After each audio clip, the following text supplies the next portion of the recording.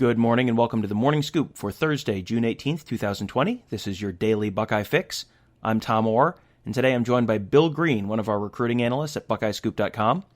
Recruiting has turned into a massive industry in the past decade or so, and Bill has been covering it for more than 20 years. Bill, first of all, how much has covering recruiting changed since you got started back around 2000? Well, it's changed tremendously from, now the fact that we can actually look at a kid's film the morning after he plays a Friday night game. In the old days, you would beg the coach to send you a DVD and wait and go to the mailbox every day till you got it. So it's easier to evaluate the kids now. And then, we progressed through Facebook. Now we're into the Twitter era, and that has changed things tremendously too. There's just so much information out there on these guys. We know them before they ever, play it down as juniors in high school. So more information out there now, and I think that's a good thing. But with more information easily accessible right now, it kind of took away a lot of the intrigue, a lot of the sleeper recruits, stuff like that. You just don't get that anymore like we used to, maybe 15 years ago. This week you wrote up an update to your recruiting roles, and it was full of incredible information and insight, and I wanted to have you on to share some of that. There are 32 items on there. You can find the full list on the insider board at BuckeyeScoop.com. But of those 32 items, it all starts with number one. No matter what the position or the school, pretty much every recruitment ends up coming down to the same two things. Yeah, it always comes down to comfort and relationships. And you better have both of those covered or you're in trouble with the kid. Now, there is the typical Ohio recruit who grew up in Ohio watching the Buckeyes, sitting on his lap with his dad, dying to play for Ohio State. And, even with that kid, you better have the comfort and relationship thing solved with him, or you may not get him, and we've seen Mike McCray's son go to Michigan and play at Michigan. We saw, Mike Boren play at Michigan and have three sons play at Ohio State. So comfort and relationships, and it's different for each kid, and what's the trigger factor for the guy you're recruiting? You better know what it is, and you will know what that is if your relationship with him is strong. So you got to have both covered. Two most important things in recruiting. If we stop right here and don't discuss it any further, comfort in relationships determines recruiting. You will get the recruit or you will lose the recruit based on those two factors. You mentioned earlier about the amount of new information that's out there on all these prospects. With all of them, you can look on their profile pages and you can see their height and their weight, and a lot of times there's times for different drills that they might have run, stats, but they also have a list of offers on there, scholarship offers posted on there. How much weight should people put into those lists of offers? Well, I don't put a lot into them because a lot of the offers, kids are making them up.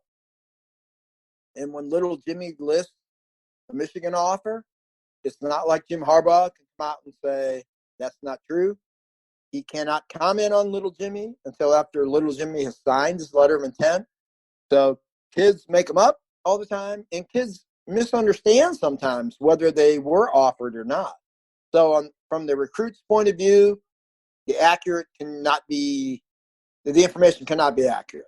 And then so many times, you'll see a school that has 22 spots available offer 175 kids. And math alone tells you that doesn't compute. When you've offered 6 quarterbacks and you're only going to take one, something's wrong somewhere. So a lot of the offers that we see kids get, they're mostly camp invitations. They're a way to break the ice with a player. You almost have to offer him or else you're not ever going to start the relationship with him. So I really don't pay a lot of attention to offer lists.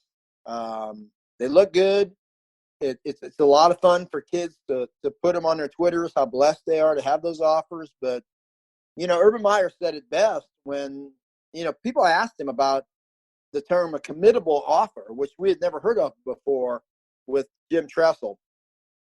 And they asked Urban, well, how does a recruit know if the offer's committable or not? And Urban said, it's simple. All he's got to do is call up and try to commit. And he'll find out real quick whether it's a committable offer or not. So that's how you can have 150 offers out there and have room to take 17 kids. There are always questions about whether players are trying to make their decisions seem a little more dramatic than they really are to draw attention from multiple fan bases. Do kids really announce a decision date before they know where they're going? It can happen, especially if we're looking 8 months down the road when little Jimmy is going to commit on his mom's birthday. Okay, I buy that. Okay, but for the most part, when the decision date is set and it's in the near future, well, the decision's already made. You know, you don't send out your wedding invitations and then go look for a girl. And this is the same thing. So oftentimes, if a guy's setting that date a year in advance, he's probably not going to hit that date anyway. And it could be his mom's birthday or his birthday, and I get that. But, you know, today, if we see a guy go on the internet today and set his decision date for August 1st, he knows where he's going. Trust me, he knows. No different than sending out wedding invitations. You know, it's pretty well done at that point.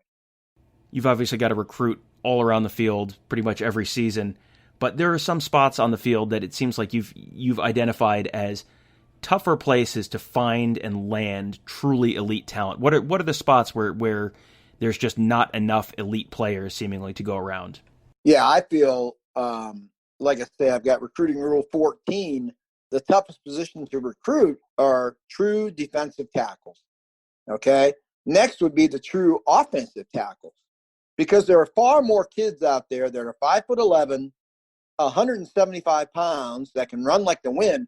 You could go to Florida, go to Dade County and Broward County and find 20 guys like that could play major college football.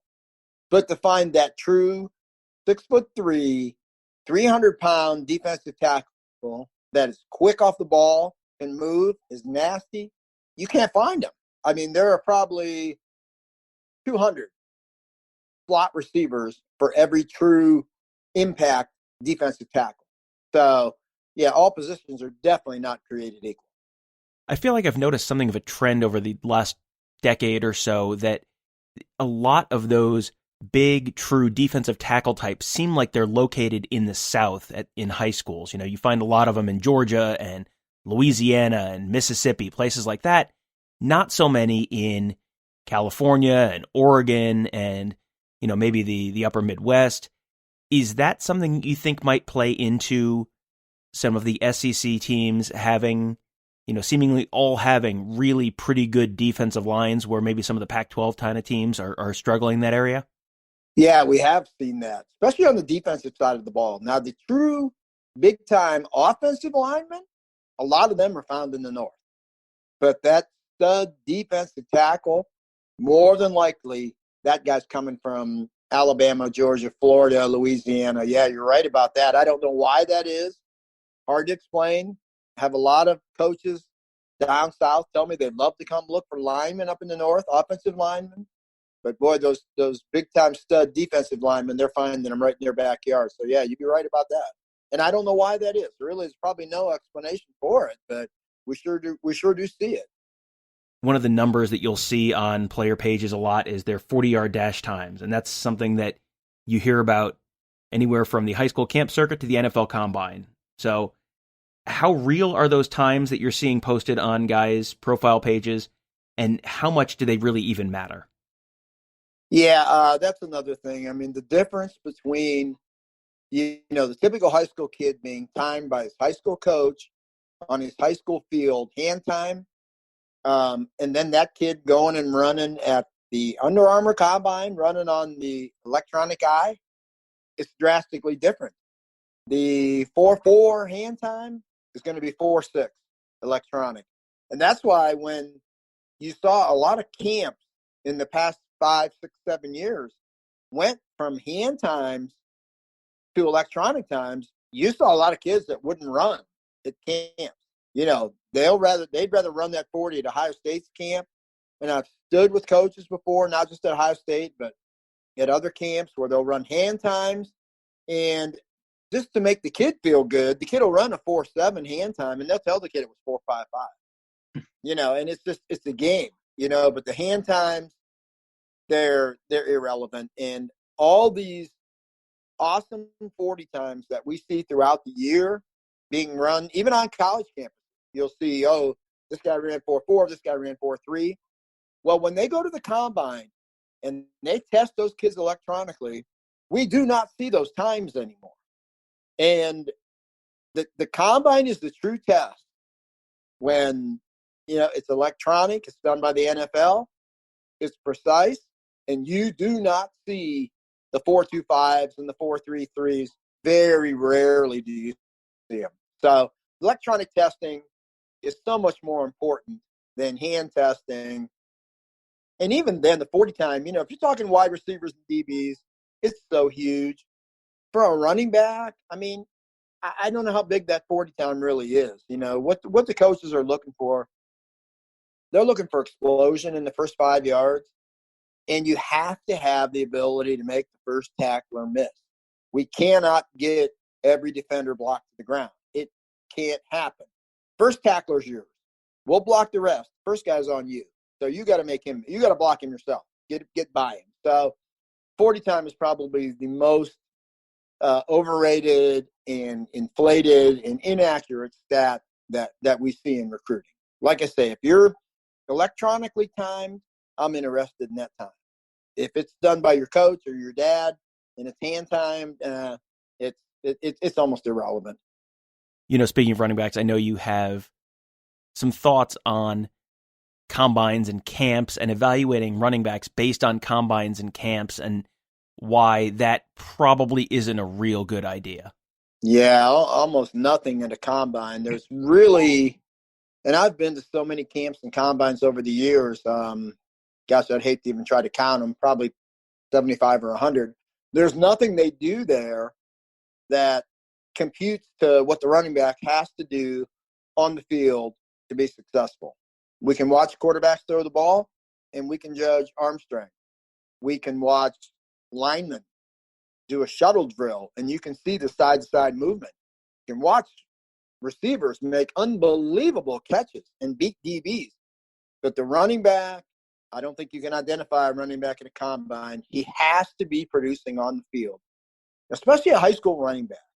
If you're, it's a huge red flag to me if the production isn't there.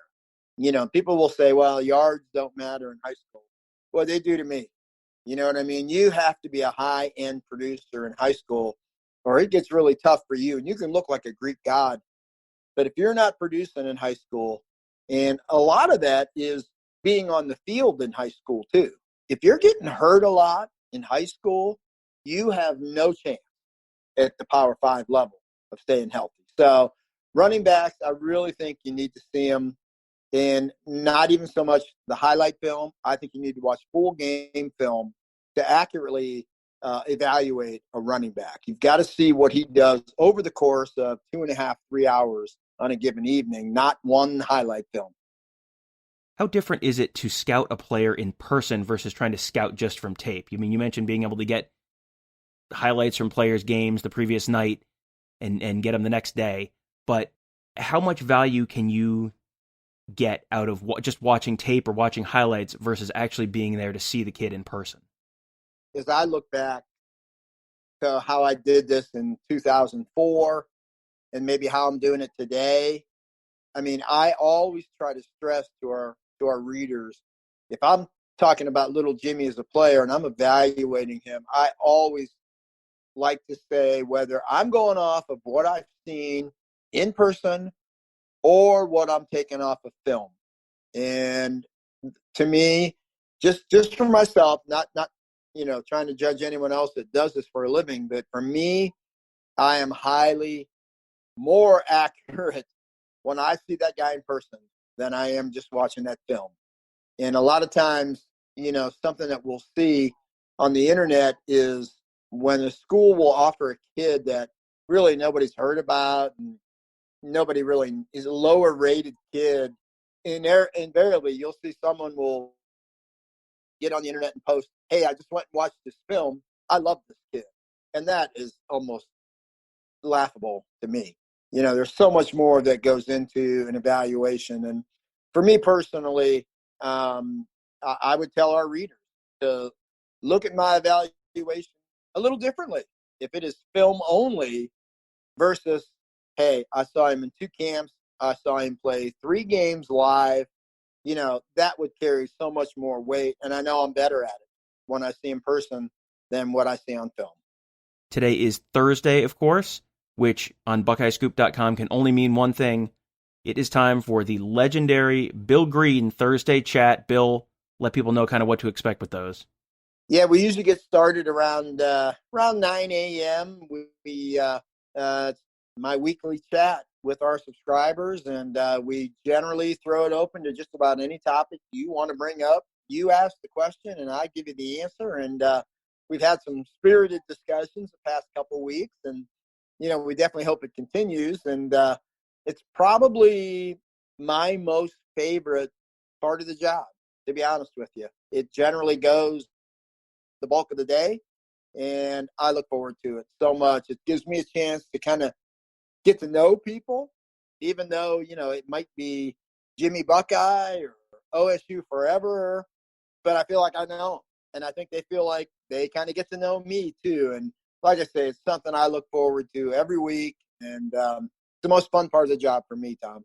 I would say that Bill's chats on Thursday the last couple of weeks have been worth the price of admission all by themselves. I think the first week he had something like 250 questions, and I am pretty sure just about all of them got answered. So that was quite a chat, and that happens every Thursday on the Insider Board at BuckEyeScoop.com. So Bill, thank you for joining us. Thank you, Tom. I enjoyed it. You can find The Morning Scoop and all the rest of the great podcasts from BuckEyeScoop.com on Apple Podcasts and other popular podcast platforms. Just search for Buckeye Scoop, and you will find them all there. I'll have to throw in a special plug for Scoop World Order. Kirk Barton had on Ohio State offensive line great Orlando Pace this week. That was an unbelievable interview, some great stories, really interesting insight from Orlando. That is definitely something you're going to want to check out. Make sure you check out all the rest of the podcasts from BuckEyeScoop.com, and we will talk to you tomorrow.